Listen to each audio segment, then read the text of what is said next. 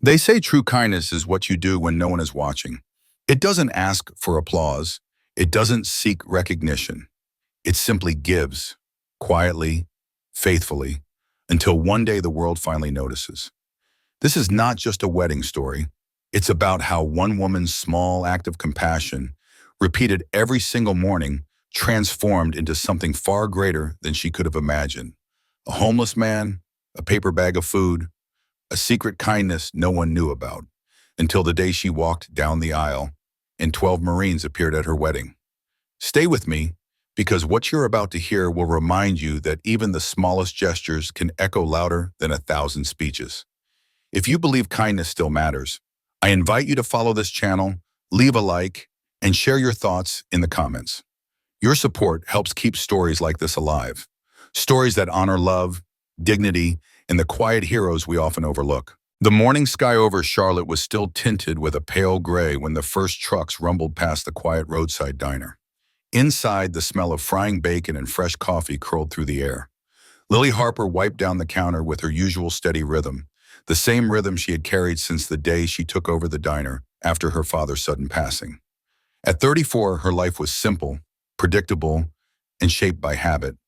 Yet behind that simplicity lived a secret ritual that no one, not even her fiancé, fully knew.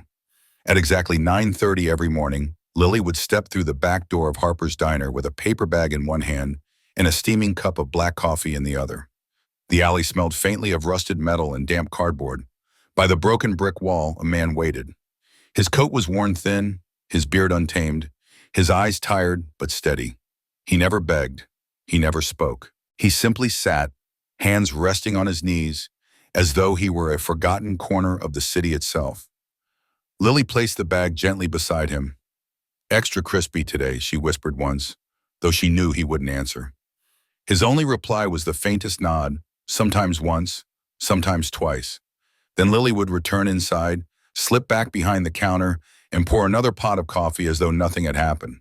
To her, kindness didn't require conversation. It didn't need an audience. It was just something she did. She never told her staff. She never mentioned it to Aaron, her fiancé, who worked long shifts as a firefighter and admired her gentle heart.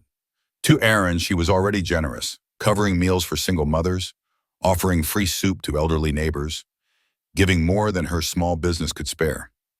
He once told her, "The world needs more like you, Lily, even if it doesn't know it yet." But even he didn't know about the man in the alley. The staff at the diner had their own opinions.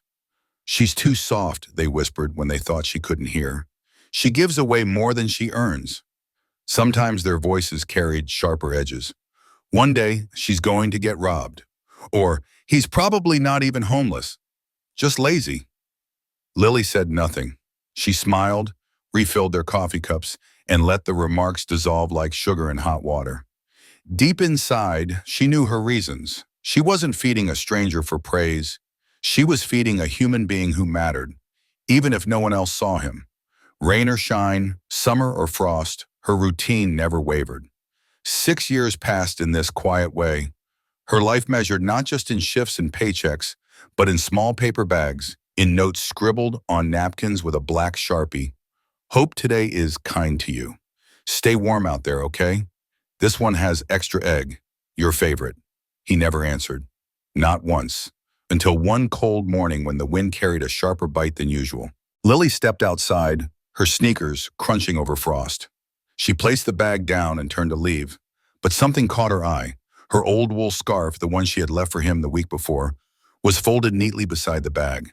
And inside, tucked with the sandwich, was a napkin bearing 5 shaky words written in careful strokes. "Thank you for seeing me." She froze, her breath clouding the air. The words were uneven, fragile, but they struck deeper than anything she had ever received. No paycheck, no compliment, no fleeting praise had ever filled her so completely. She slipped the napkin into her wallet, where it would stay, carried like a secret blessing. That day, she understood her ritual was not one-sided. It had been seen. It had mattered.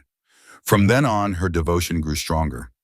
Even as gossip sharpened inside the diner, even as coworkers rolled their eyes, even as customers whispered about the girl who thinks she's saving the world with muffins, Lily continued. She adjusted her schedule, arriving 15 minutes earlier to avoid their stares. She prepared the bag with the same care she poured into her chalkboard menus, precise, deliberate, full of quiet love. Her mother noticed the tired look in her eyes one evening and said softly, "You give too much of yourself, Lily. People will take and take until there's nothing left." "I'm not giving anything away," Lily replied gently. "I'm just sharing what I already have." But when she was alone, she sometimes felt the weight of those words, not because she doubted her choice, but because of how easily the world mistook kindness for weakness, how quickly compassion was dismissed as foolishness. Still, the napkin in her wallet steadied her. It reminded her that someone, somewhere, was breathing easier because of her. Aaron sensed her weariness but never pressed. His love was patient, grounded in the way he held her hand after long shifts or left notes on the fridge reminding her that she was enough. He admired her heart but never demanded explanations. And Lily, in turn, carried a quiet promise inside herself. When their wedding day came, she would invite everyone who had truly been part of her story. Everyone who mattered, even the man from the alley. Because love to her wasn't about ceremony or appearances. It was about showing up for someone day after day without needing to ask for anything in return. That thought carried her through the months of planning, through the endless details of flowers, seating charts, and menus. She smiled through the bustle, carrying her secret close. And each morning at 9:30 sharp, she walked into the alley, paper bag in hand, giving not just food but dignity. She didn't need to know his past. She didn't need him to speak. She only needed to know that he existed and that he mattered. As winter began to loosen its grip and spring crept in, the diner buzzed with anticipation for her wedding. But behind the clinking plates and cheerful chatter, the whispers about Lily never really stopped. They only grew sharper, more brazen, carrying an edge she could no longer ignore. The day would soon come when her secret could no longer remain hidden. And when it did, the quiet act she had guarded so fiercely would burst into the light in ways she could never have imagined. The diner was always busiest on Saturdays. The tables filled quickly with teachers, truckers, and young families, the sound of laughter and clinking forks blending into the comforting hum Lily had come to love. Yet beneath the rhythm of the place, she began to sense an undercurrent. Whispers had a way of traveling faster than orders, and lately the whispers carried her name. It started small with a yellow sticky note left on her locker. In thick black letters, someone had scrawled, "Feeding the alley mascot again." Lily peeled it away in silence and tucked it into her apron pocket. She didn't reply. She didn't need to. But the next morning she arrived 15 minutes early, stepping into the alley before anyone else could notice. Her ritual continued unchanged. Bag, coffee, napkin. Yet the air inside the diner grew colder, not from the fans or drafty windows, but from the sideways glances and half-suppressed laughter. She heard fragments of conversation by the coffee machine. "She only does it because she feels guilty. He probably isn't even homeless. One day she'll regret this." Lily's hands never paused. She carried plates, wiped tables, and poured coffee, her face calm. But inside, a quiet ache spread deeper each day. The moment everything shifted came not from a whisper, but from a photograph. One afternoon, as she refilled a customer's mug, a man turned his phone toward her. "Is this you?" he asked. On the screen glowed a blurry picture of Lily crouched in the alley, setting down a paper bag. The caption read, "When your boss uses company time to feed trash." Her chest tightened, though her expression never wavered. She handed the mug back, nodded politely, and finished her shift without a word. Later that night, alone in her car parked behind the diner, she sat staring at the alley. The bench leaned like a tired shoulder, the bricks darkened by years of rain. The man wasn't there, only silence. She reached for her wallet, unfolded the napkin she carried everywhere, and read the words again. "Thank you for seeing me." Her breath hitched. She needed those words now as much as he once had. The following morning, her manager called her into the office. He avoided her eyes, shuffling papers as though they could shield him from the weight of what he was about to say. "Lily, we appreciate your compassion," he began slowly, "but some of the customers are asking questions. They don't feel comfortable." She waited. He cleared his throat. "For the sake of the diner's image, maybe you could do this sort of thing on your own time." Her reply was simple. "Of course." Polite, controlled. But when she stepped outside that night, locking the diner doors, something inside her had hardened. It wasn't anger, it was resolve. She had no intention of stopping. The world could gossip, laugh, and call her foolish. But she had seen what others refused to look at. That wasn't something she was willing to let go. A week later, while addressing wedding invitations at her kitchen table, Lily's hands hovered over a blank card. Names of friends and family lay neatly in a stack, each envelope sealed, each address written in her careful script. Yet her thoughts kept circling back to the man in the alley. She pictured his duct-taped coat, his weathered hands. She remembered his silence, his steady nods, his note folded now into her wallet. Slowly, deliberately, she picked up the pen. To the gentleman behind Harper's Diner, she wrote, "You are warmly invited." She knew there was no address, no mailbox. So the next morning, she slipped the card into the bag of food and set it beside him. He didn't react, only nodded once, as always. She walked back inside, unsure if he would ever come, unsure if he even could. But at least he knew. He mattered enough to be asked. The days leading up to the wedding were filled with final details: flowers, menus, last fittings. Yet the atmosphere inside the diner grew sharper. A busboy spotted her returning from the alley one morning, and by the end of the day, the kitchen buzzed with derision. She's still doing it. She's probably going to invite him to the wedding. Laughter followed, careless and loud. Lily pretended not to hear, but that night, when the house was quiet, she pressed her pen harder against each invitation, the ink pooling where her hand trembled. 2 days before the ceremony, an envelope arrived at the reception hall with no stamp, no return address. Inside was a single card.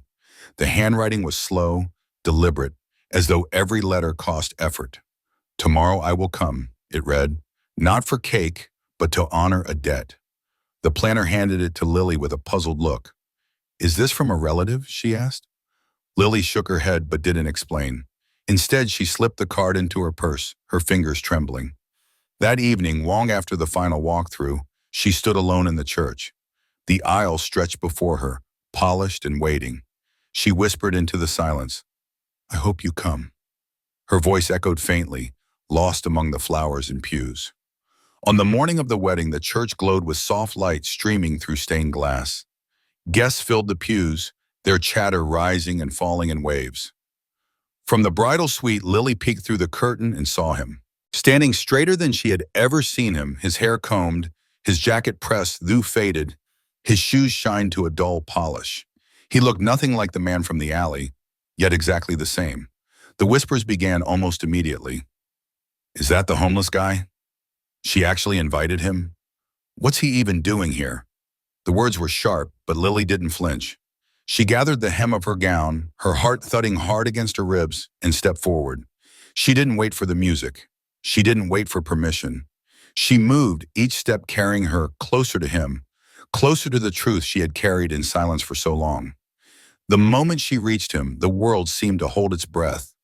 Guests craned their necks, phones hovered midair, the whispers grew restless. She reached for his hands and pulled him into an embrace.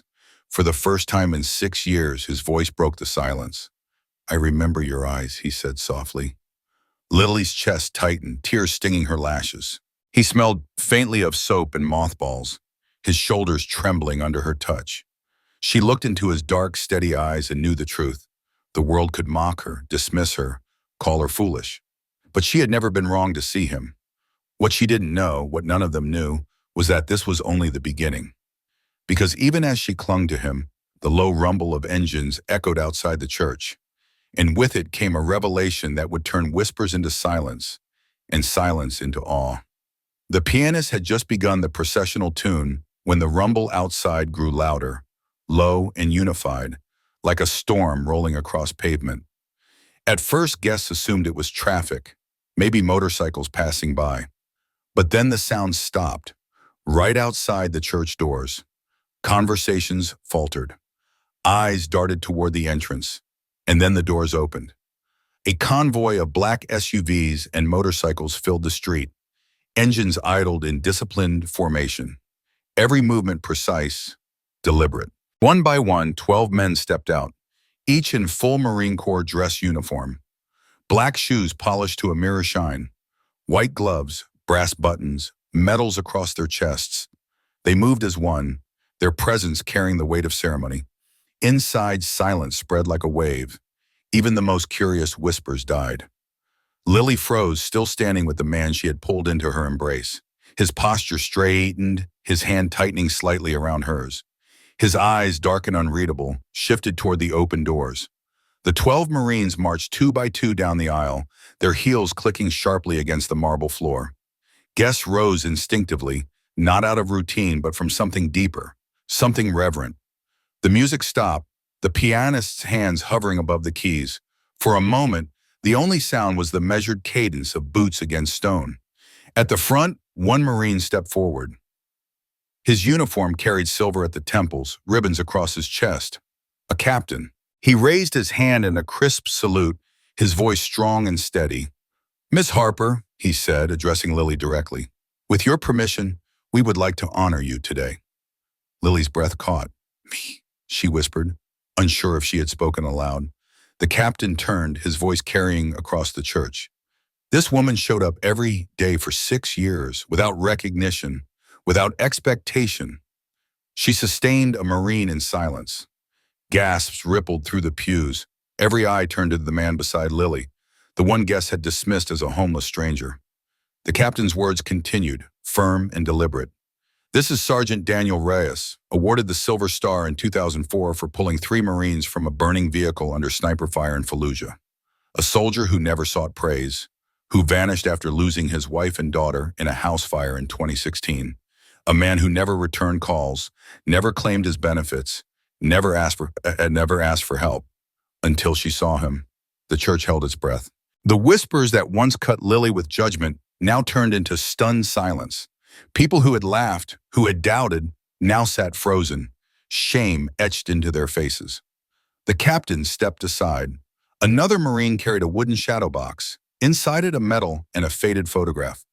The image showed a younger Daniel, uniform torn, carrying a fellow Marine through rubble, eyes locked forward with fierce determination.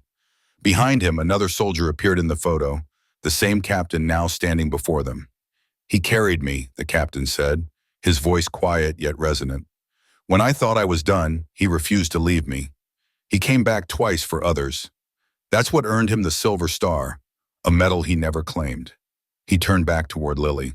"Until you fed him, Miss Harper, we thought he was gone. But you sustained him.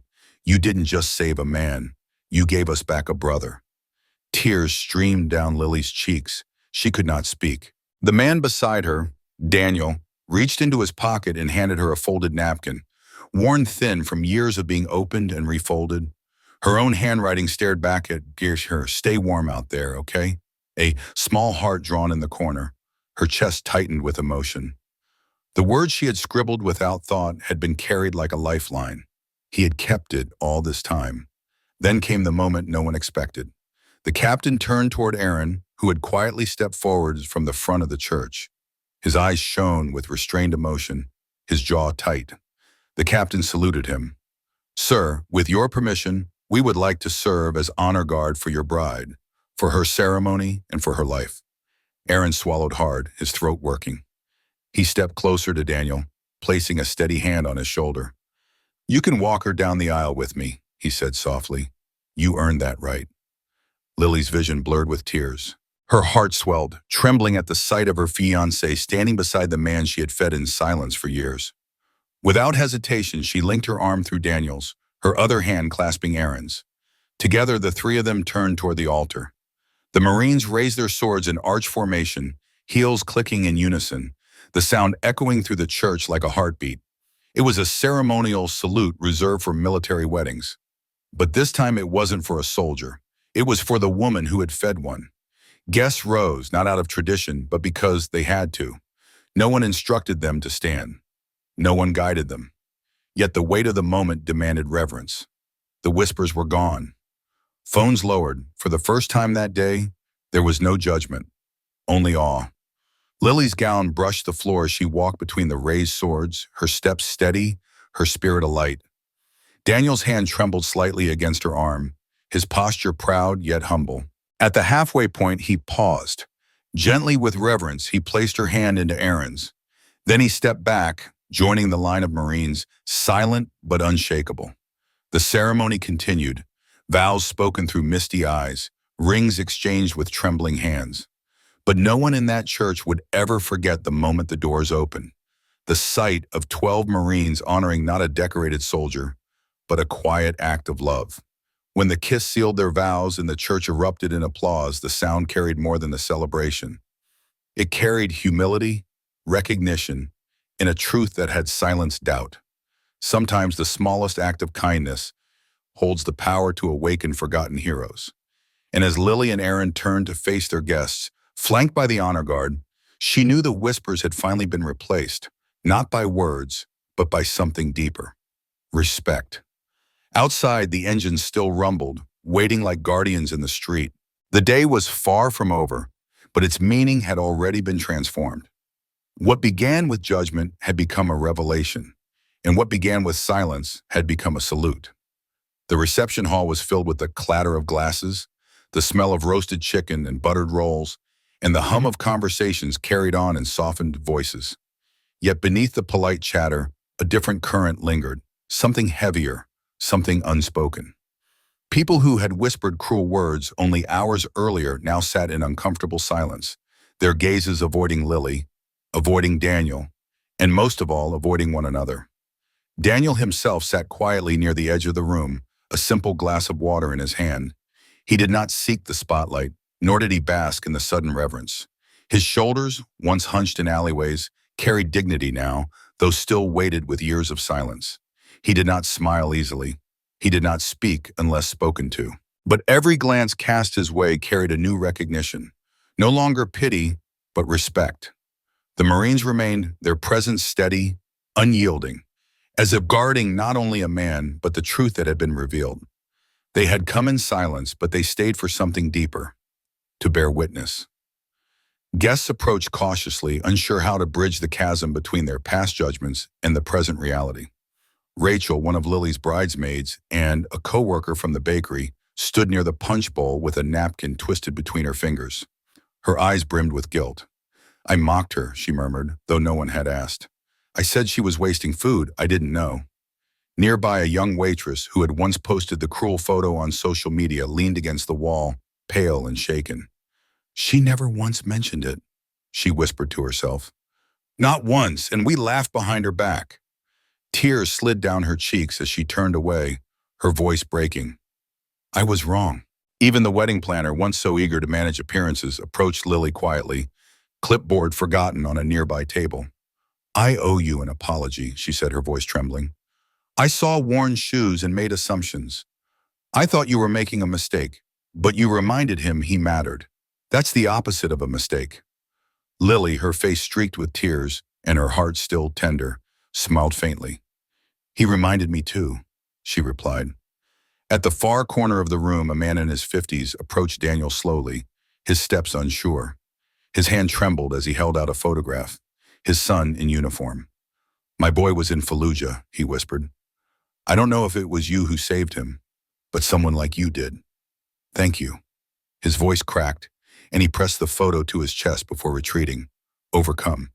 Daniel lowered his gaze, the weight of memory pressing heavily on him. He had carried brothers out of fire, he had borne losses beyond words, and yet it was a paper bag and a coffee cup that had kept him alive when medals could not. Later in the evening, after the first dance had ended and the music softened, Captain Duncan requested the microphone. The room quieted as he stood beside Daniel, his voice calm but unwavering. "There's a saying in the Corps," he began. "You don't leave your own behind." He paused, his eyes sweeping the room. "But sometimes our own get left behind right here, at home, in alleys, in silence, not because we want to forget them, but because it's easier to look away." He turned, meeting Lily's eyes. This woman never looked away. She didn't know his past. She didn't ask for his record. She saw him. She gave him dignity, consistency, and warmth. That is a kind of heroism you cannot train for. The room remained still. No applause followed, not at first. Instead, people stood in silence, heads bowed, hearts full, because they knew no words, no clapping, could match the truth they had just heard. When the music finally resumed, it was softer, gentler, as though even celebration had been humbled. Marines who had come for ceremony now mingled with guests, laughing quietly, helping carry trays, holding babies so mothers could eat. They were not there for photographs or formality. They were there because family had been rediscovered. As the evening drew closer to its end, Daniel approached Lily and Aaron once more. His voice was low, almost hesitant. "I have nothing to give you," he said, "except the one thing I never thought I'd use again." He reached into his coat pocket and pulled out a neatly folded American flag, the kind presented at military funerals. His hand trembled as he held it out to Lily. "This was meant for me," he whispered, "but I want it to live with you, in the hands of someone who understood what service really means." Lily's breath caught. She accepted the flag as though it were sacred, pressing it gently to her chest. Her voice shook when she answered. "We'll build something with this," she said, and she meant it. Daniel nodded, his eyes heavy but soft. For the first time that evening, he allowed a small smile to surface. He didn't need to explain what those words meant. He knew Lily would carry them forward. By the time the night ended, something in the air had shifted. Guests left not with idle chatter or drunken laughter, but with quiet reflection, carrying the weight of what they had witnessed. They had come to celebrate a wedding. They left having seen the power of kindness. Lily and Aaron returned from their honeymoon 2 weeks later, sun-kissed and grateful. Yet even as they stepped back into their ordinary lives, nothing felt entirely ordinary anymore. Something had changed, not just between them as husband and wife, but in the way they now saw the world. 12 Marines had walked into their wedding uninvited, yet not unwelcome. They hadn't come for cake. They hadn't come for tradition. They had come for truth. And that truth was now impossible to ignore. The quiet acts of one woman had carried a forgotten hero through the darkness. And in return, a forgotten hero had carried a truth back into the light. The first morning back from their honeymoon, Lily stood behind the counter of Harper's Diner, her apron tied neatly at the waist, the familiar hiss of the griddle filling the air. Plates clattered, silverware chimed, regulars laughed over steaming mugs. On the surface, everything was the same.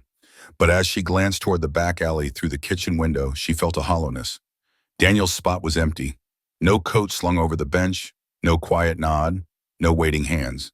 For days she checked, slipping outside with the same paper bag and coffee, setting it down gently by the wall. Each time the space remained silent. No man, no reply. At first she worried, her heart tight with questions she couldn't answer. But then, like a sunrise pushing through fog, realization came. He didn't need to be there anymore. He had stood tall again, had walked into her wedding with pride. Perhaps he had found a way forward. That was enough. Still, his presence lingered in the folded flag resting in her living room. At night, she and Aaron sat on the porch, wrapped in blankets, cups of tea in hand. One evening, Lily turned the flag over gently, her eyes steady. "I want to do something with this," she said. "Something that lasts." Aaron didn't ask what she meant. He already knew. 2 weeks later, a plain wooden table appeared in the alley behind Harper's Diner. Nothing fancy, just sturdy legs and a carved sign Aaron had made himself. It read, "The Quiet Table." Beneath it, smaller words, "For veterans, no questions asked." There was no ribbon cutting, no press release, no announcement on social media.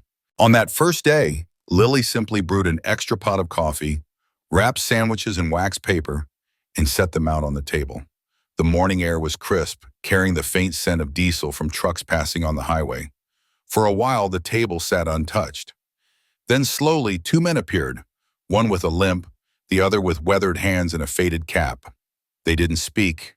They simply ate, and left quietly. By the end of the week, 6 more had come. Some took food, some only coffee. Some simply sat with their hands folded, eyes far away. Lily didn't ask their names. She didn't ask for their stories. She only offered what she had, warmth, dignity, and silence that felt safe.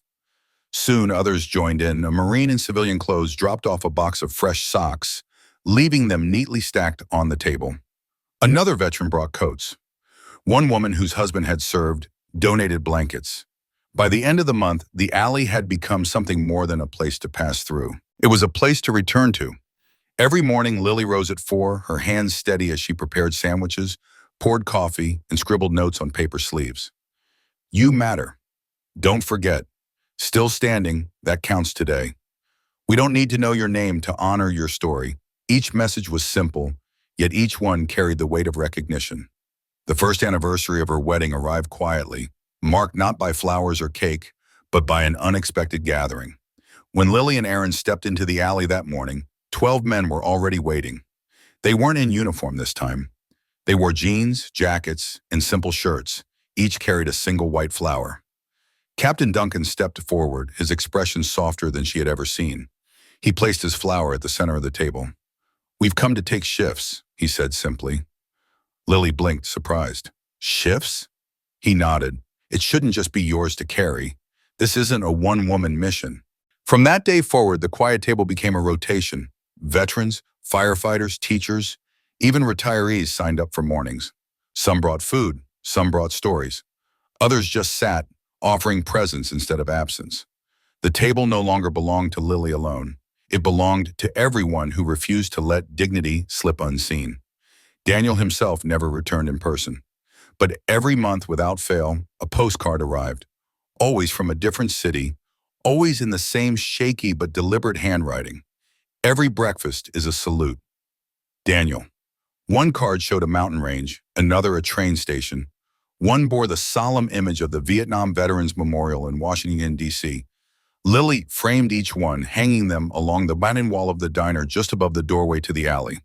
Together they told a story of movement, of healing, of a man who had found a reason to keep going.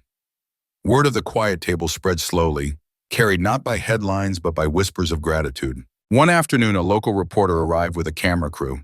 "We'd like to feature you," she said eagerly, but Lily only smiled and pointed toward the line of veterans waiting quietly by the table. "Talk to them," she said. "I'm just the one pouring." The reporter pressed, but Lily never sought the spotlight. She understood that what mattered most wasn't her name. It was the table itself and the stories it sheltered. Aaron, ever steady, stood by her side. When asked once by a diner regular how he felt about marrying into all this, he chuckled. "I didn't just marry a woman," he replied. "I married a legacy." As the seasons turned, the table continued to grow, not in size but in meaning. Veterans left behind tokens of memory, patches, coins, folded drawings, crumpled photographs. None of it was ever taken. It was left like offerings, a silent testimony to the lives that had once been overlooked. Above the table, framed in simple wood, still hung Daniel's original note, "Thank you for seeing me." And next to it, Lily placed her own reply, written on a napkin in bold, steady ink. "Everyone who sits here has a story worth knowing." Each morning as the sun broke over the quiet town, Lily stood in the alley, steam rising from a row of fresh coffee cups.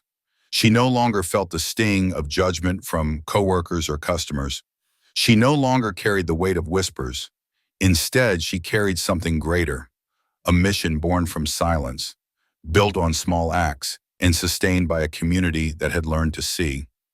The Quiet Table was never registered as a nonprofit. It never appeared on Yelp. It had no website, no marketing campaign, no slogan. It didn't need any. It was built on the simple truth that kindness, when given freely, becomes impossible to contain. And so it grew, not because Lily shouted about it, but because she never stopped showing up. Autumn swept into Charlotte with its cool winds and the smell of dry leaves, and the Quiet Table remained a constant presence in the alley.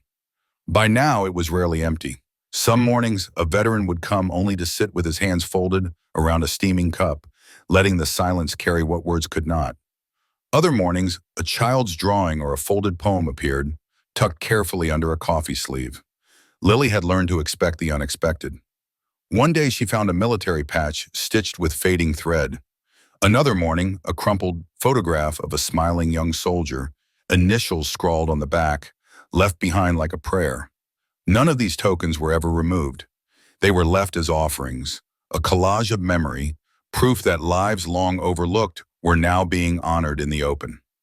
Inside the diner, the once skeptical town had shifted. The same neighbors who whispered at Lily's wedding now appeared at her counter with quiet offers. "Do you need more coffee cups?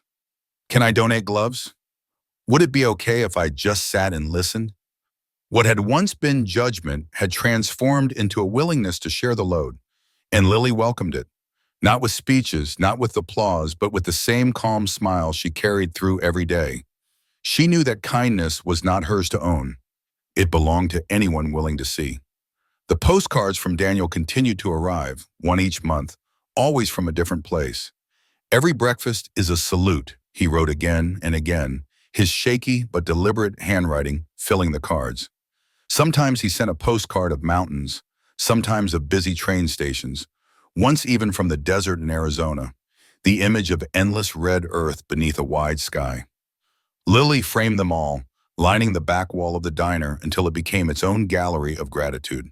Then, one winter afternoon, a final card came.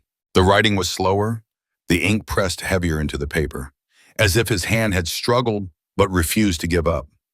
"I've found a home," it read. "It's small, but mine. The coffee here is awful, but I think of yours often. I kept the scarf, still wear it when the wind cuts too hard.